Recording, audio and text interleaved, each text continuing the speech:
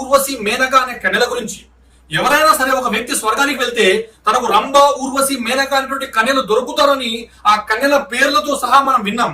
మరి ఇక్కడ ప్రశ్న ఏంటంటే, కేవలం పురుషులు మాత్రమే స్వర్గానికి వెళ్తారా? స్త్రీలు వెళ్ళరా? మరి స్త్రీలు వెళ్తే వారికి ఎవరిని ఇస్తారు?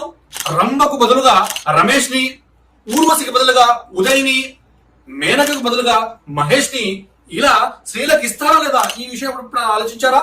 ఈ విషయం పట్ల ఎవరూ ఆలోచించలేదు.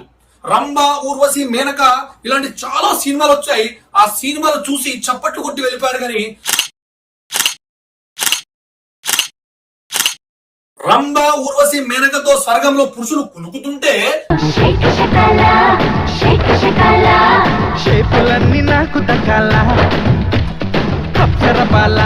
నా సెప్సిన కాల చిందుతో కాల మా పరిస్థితి ఏంటి అని ఏనాడు హిందూ స్త్రీలు ఆలోచించలేదు.